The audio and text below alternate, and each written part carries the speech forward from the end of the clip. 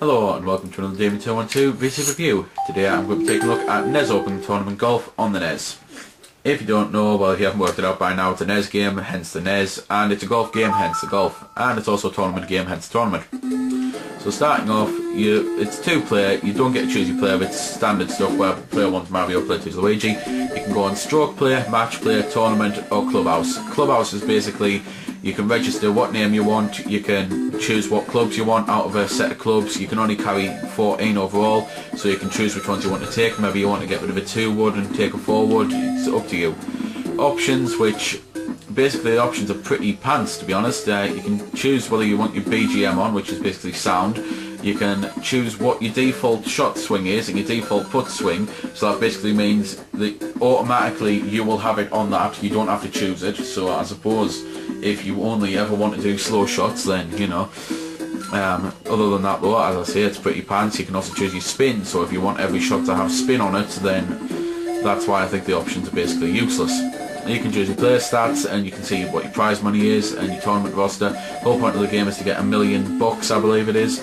Might be $1 billion, I could be wrong here. But the whole point is to win the tournaments to get the money, and you can also do other things to get money like stroke play and all that to do with a certain hole. You can go on to training, you can check your Hall of Fame holes, which are basically you'll be able to save your footage of your holes depending on how well you do. If you manage to get hole-in-ones, you'll be able to view them and the likes. So that's that. Basically, there's 3 courses to choose from. You've got the US course, the Japan course, and the UK course. Each one of them has 18 holes, as you'd expect on a golf game. So, go on to new game there. Yes, previous save game can be erased. You get this little introduction, basically saying try to golf well and that the prize money you receive when you play in the tournament and blah blah blah.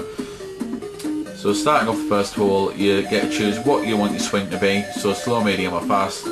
You can choose what club you want to tee off with. Obviously the best one is the 1-wood to tee off with. You can choose what spin you want on the ball, if any. And then you can change the direction of your shot and the likes. So you can change it here a little bit, or you can go back and change it on here. You've also got at the top, it tells you what your par is and everything, how many shots you've had so far, how many yards the course is, how many yards away you are from the green and the likes, and what the wind speed's doing and where it's blowing. So all that stuff's pretty useful. You might want to take a bit of a note for it. But this is basically the shoot. You've got the bar at the bottom, and watch the bar while I play it very badly here.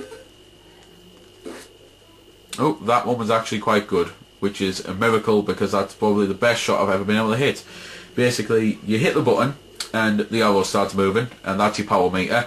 I will show you this again as I'm explaining it, but unfortunately the bar moves that fast, I may not be able to explain it fast enough. I may have to do a couple of takes at this. So you hit the button, that's your power meter, you hit the 2 button again, and then that basically chooses how much power you want. Then this is the second part of the shot, because as I say, it moves so fast you can't do it. So that's your power chosen, and then the other white arrow swings across really fast, and basically you've got that white block there, which depending on what shot you've got, it's either going to be a big block or a tiny little line, and you've got to hit the 2 button again when you're closest to that line, because that's your accuracy. So if you go left of the white block, you're going to slice a little bit one way. If you go right, then the likes of that. So I'll try and basically show it here. So I've hit the 2, there's my power, and there's my shot. That's dead on, so that goes pretty much straight. That goes exactly where I wanted to go with the power that I chose. Unfortunately though, I hit too much power because I'm not really concentrating. I'm not actually trying to beat a course or anything, I'm just trying to explain how the shot works. So here I'll try and slice it off a bit.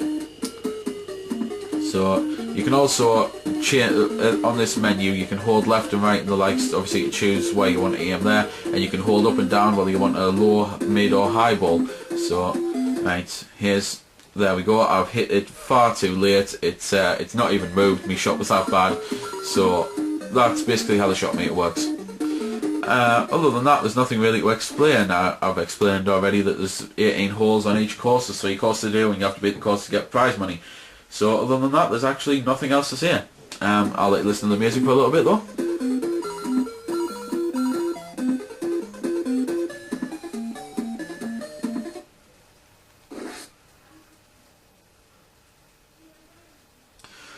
So there we go, that's a bit of the music, and on this section a bit of the sound effects because all the music quits.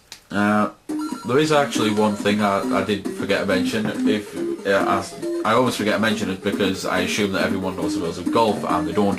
So basically the whole point is you get into the hole in as few shots as you can, and depending on how your par is basically like, it's how many shots the people think you should take to get it into the hole. So some might have a par 3, that means they think it should take 3 shots to get into the hole. If you get 1 shot under par, that's a birdie. If you get 2 shots under, that's an eagle. I believe 3 shots under is something like an albatross, and then if you get it in one shot, that's considered a hole in one. Basically the whole point is the better you do, the better you get. You've got on this map here, just trying to point with the arrow here, over there you've got sand traps. If you get into them, they're very hard to get out.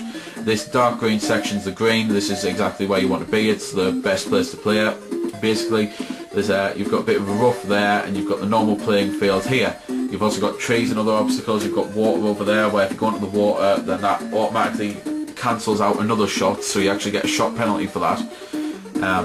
So that's that. When you're on the green, I'll very quickly try and show you now, if I can get onto the green, that basically you've got these little arrows and all that, and they're basically, well, they change what green you've got. So that arrow there, it's basically saying that it's a bit of a downhill slope.